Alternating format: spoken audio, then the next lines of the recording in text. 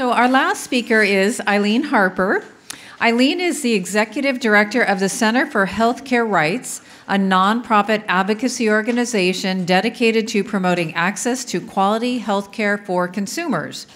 CHCR's direct service programs in Los Angeles County provide LA County residents with free Medicare and related health insurance education, counseling, and advocacy services. Aileen has 30 years experience in developing, implementing, and managing healthcare advocacy programs. She has a bachelor's degree from UC Berkeley and a master's degree in health administration from the University of North Carolina at Chapel Hill. Welcome, Aileen Harper.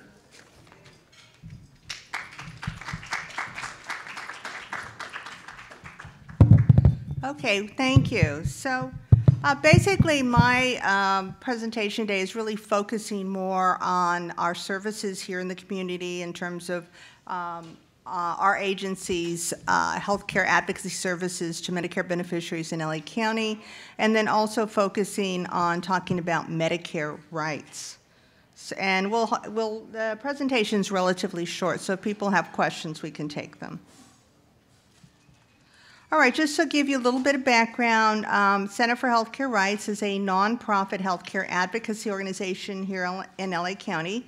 We provide a variety of services to consumers, education, counseling, and legal assistance. We have an 800 phone line which people can call Monday through Friday. The services are specific to LA County.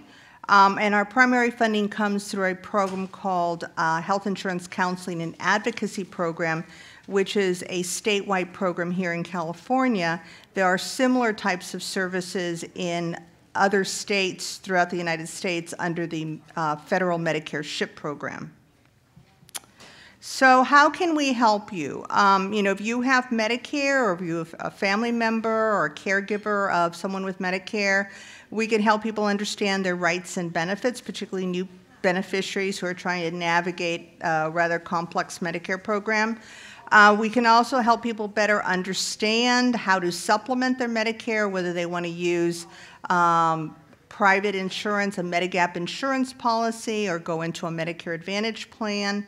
We also talk with many people about the financial assistance programs available to Medicare beneficiaries. So we educate people about Medi-Cal and the Medicare Savings Program, the Medicare Part D Extra Help Program.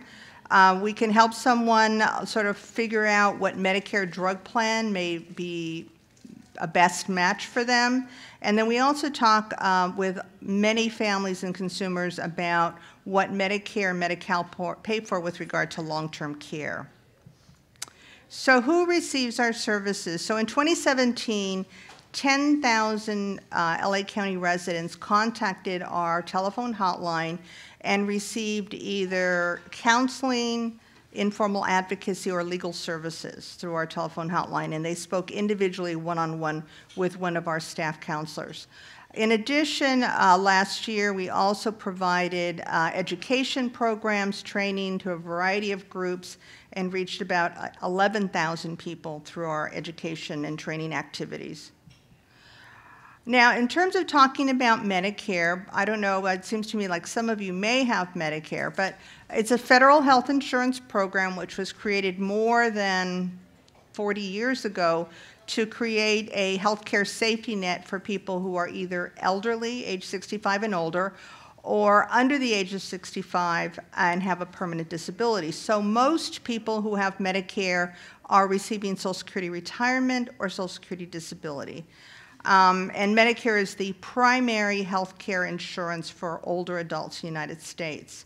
It says here 57 million, but actually the figure now is 58 million people are Medicare eligible in the United States. And one interesting fact right now is, given the aging of the baby boomers, is that 10,000 Americans turn 65 each day.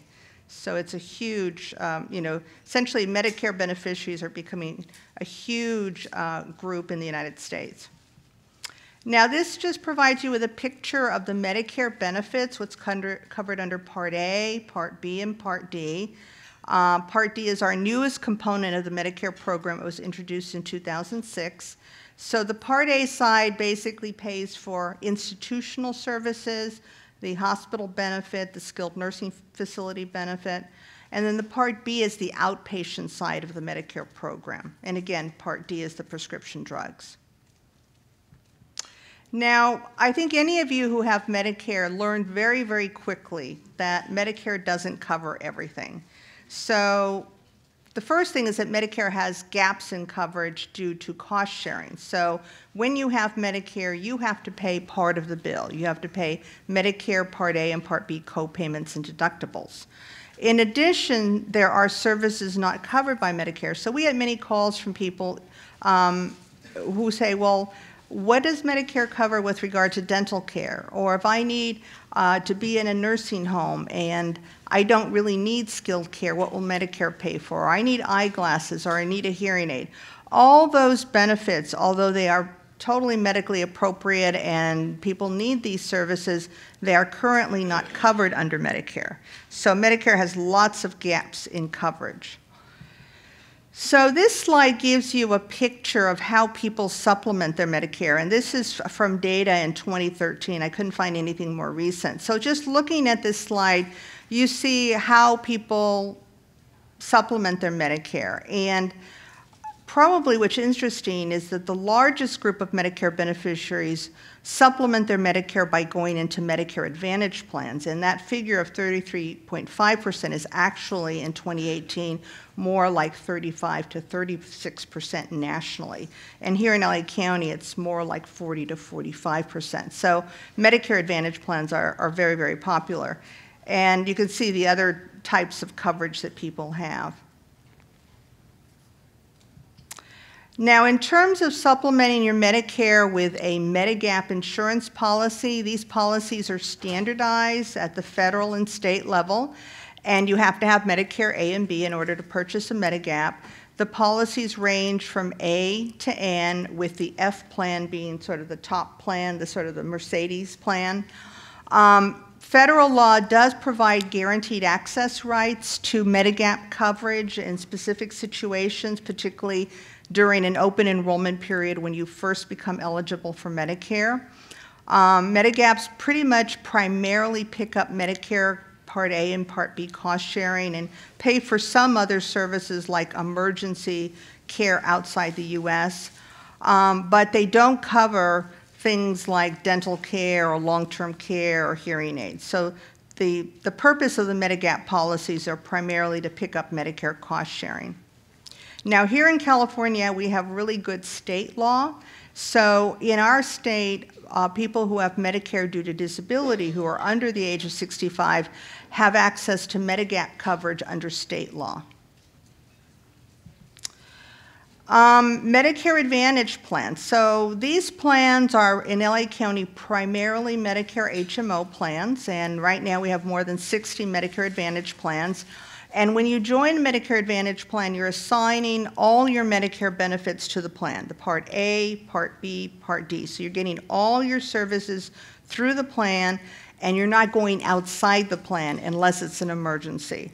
Now, the key reason why people join MA plans is because the cost sharing is much, much lower.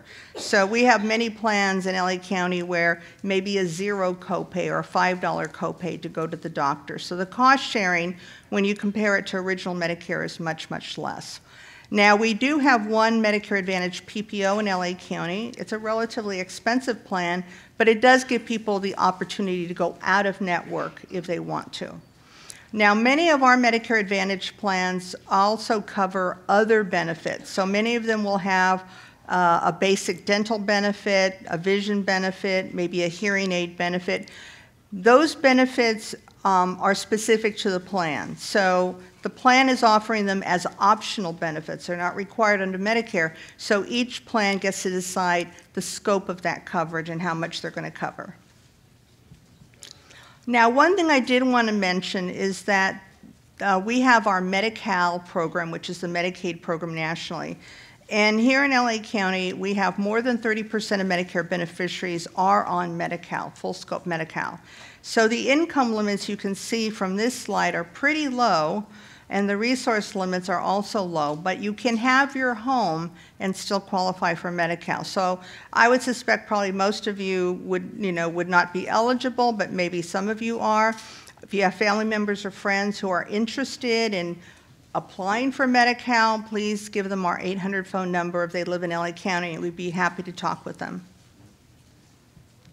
Now, looking at this slide here, you can see that Medi-Cal benefits are pretty comprehensive. Can anyone looking at this slide tell me which benefits are not Medicare covered on this slide? Which ones? Okay, long-term care. What else is not covered by Medicare? Okay, so all the benefits that are on the right-hand side are not covered by Medicare, which is why Medi-Cal is a really critical program for low-income Medicare beneficiaries, because it really increases their scope of coverage and provides a much more comprehensive set of health care benefits. So folks who have both Medicare and Medi-Cal have actually pretty good coverage. Now, I did want to briefly talk about Medi-Cal long-term care. So Medi-Cal long-term care has different income and resource rules for married couples. So looking at this slide here, these are the income and resource rules if you're in the community. But if you are a married couple, the income and resource rules are more liberal if you are going into a nursing home. So if you are married, now if you're single, the income and the resource rules are the same as in the community. But if you are a married couple and one person needs to go into the nursing home, one person's going to stay at home, the spouse who remains at home can keep up to $3,090 per month, and they can retain $123,600 of assets apart from the home, which is considered exempt. So you can see that the Medi-Cal long-term care rules are much more liberal for married couples and provide an opportunity for middle-income couples to apply for Medi-Cal and become eligible. So I just wanted to point that out. Now, I want to talk a little bit about Medicare appeal rights, because these appeal rights are important, and most Medicare beneficiaries don't know what their appeal rights are. So the first one we're going to talk about is the expedited appeals process for people who are being denied specific services. So let's say you're in the hospital and you have Medicare. The discharge planner comes in and says, you are going to leave, the doctor signed off all the paperwork, and you're going to leave 2 days from now. And you say, well, I really don't think I'm ready. I just got here, yesterday or 3 days ago, and I really feel like the doctor is still working on what my problem is.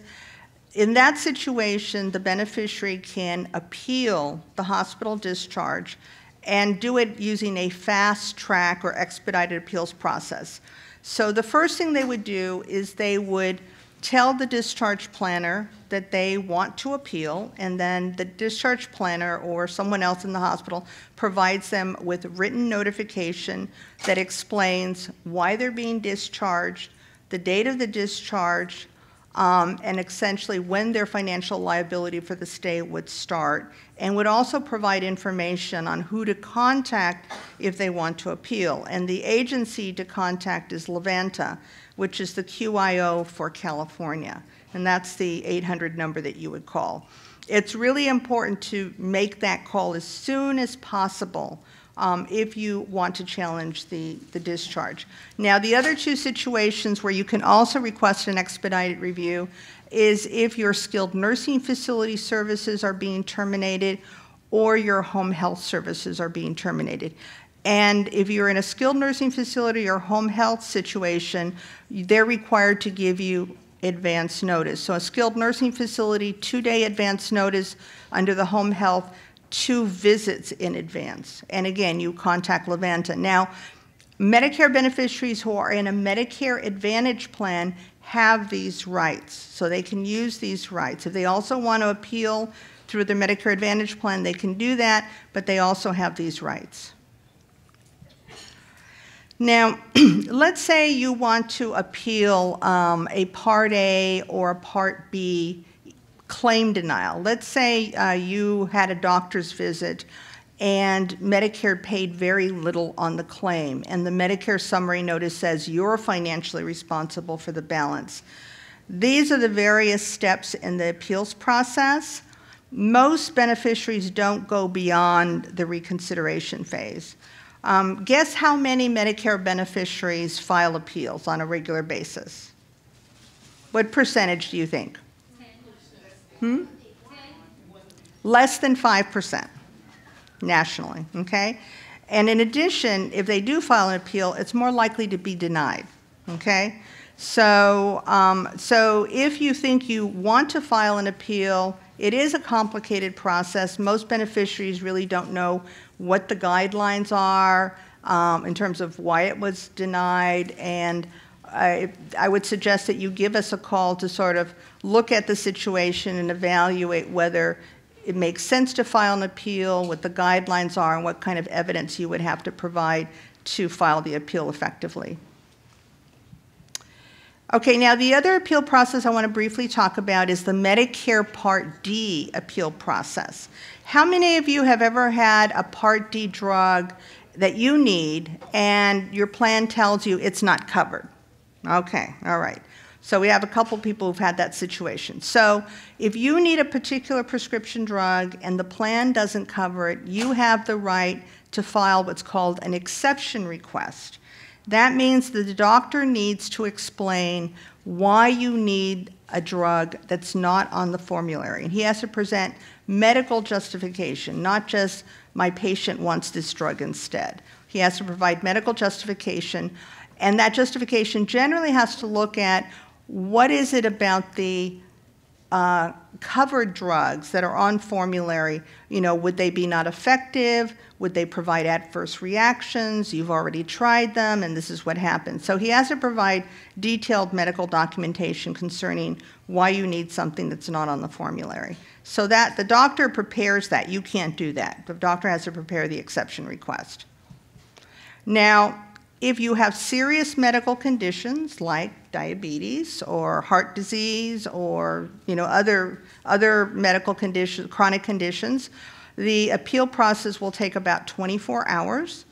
If you don't have serious medical conditions, then a standard review takes 72 hours. So expedited 24 hours, standard review 72 hours, and then you get a decision from the plan. Now, let's say your exception request is denied. You have the right to appeal. So the next level of the process is also expedited. An expedited appeal is 72 hours, a standard appeal process 7 days. Now again, your doctor has to present medical evidence concerning why the initial denial of the exception request was denied. You know, maybe he has other information to submit that will sort of change the plan's position.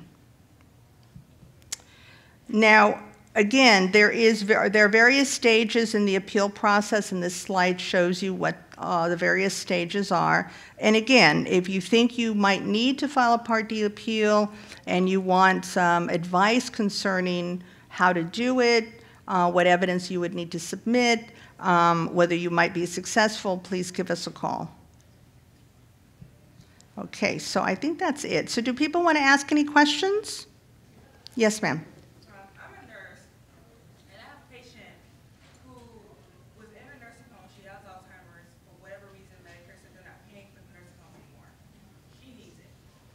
Okay, but why does she need to be in the nursing home? Because she's able to care for herself. Okay, so she's bringing up a very good point, which is the type of care that Medicare pays for in a skilled nursing facility is only skilled nursing or therapy services, and you have to need it on a daily basis.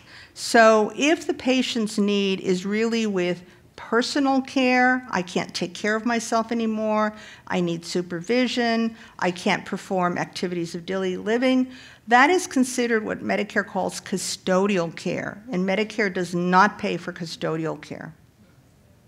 Okay? The lady in the back? Try to talk loud. So if a patient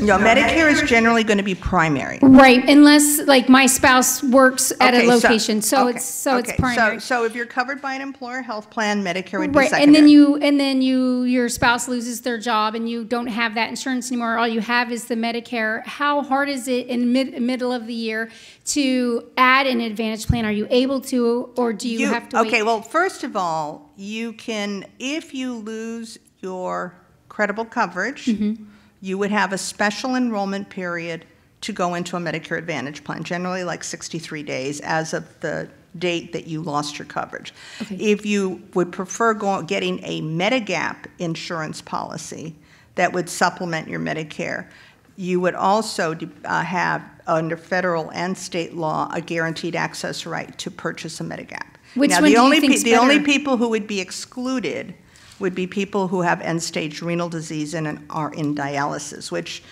many people who have diabetes, Have that. at some point may end up in that situation. But if you lose your employer group health plan coverage, Medicare becomes primary. You would have special enrollment period to enroll in Part B if you don't have Part B. Then with regard to supplement, you would have a 63-day enrollment period to get into an MA plan, or you could get a Medigap.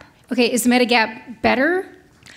Medigap, well, first of all, Medigap is more expensive. Okay, so most of our Medicare Advantage plans in LA County are zero premium.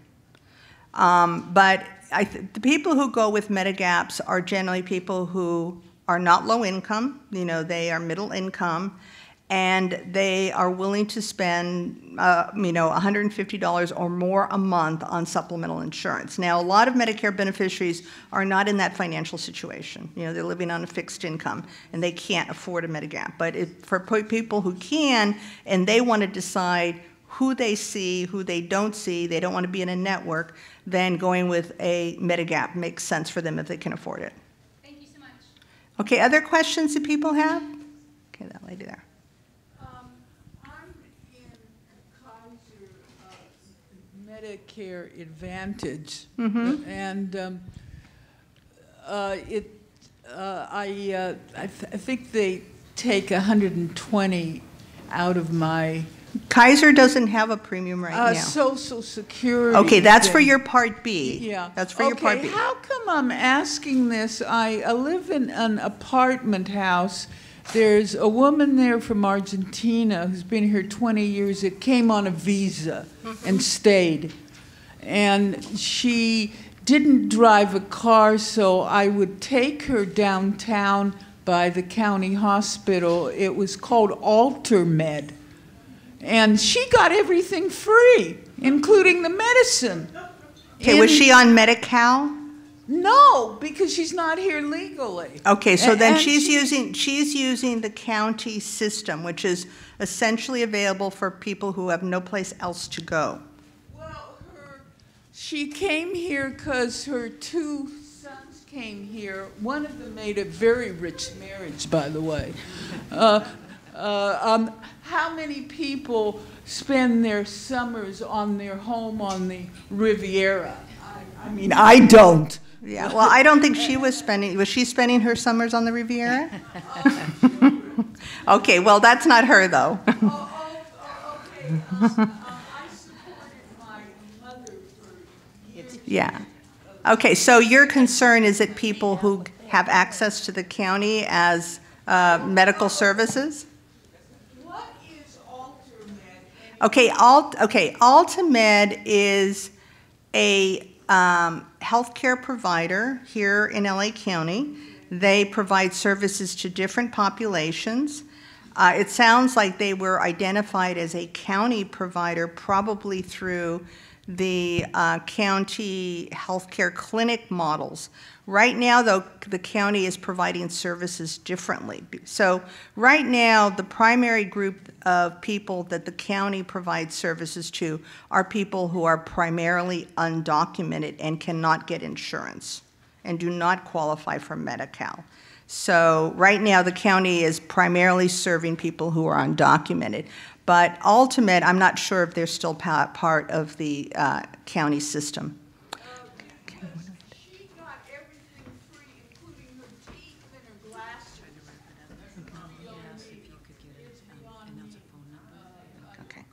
Okay, well, let's give people let's take one more question before we wrap up. Is that okay? Any other questions? Yes, over here. All this information online is very concise. Okay, right. Okay, so the information, if you, we actually have, our website is about to go live shortly. It's been in a redesign period. So some of our information will be on our website. If you want, you can contact our 800 phone number, and you can request additional information as well. So let me give you the 800 phone number again.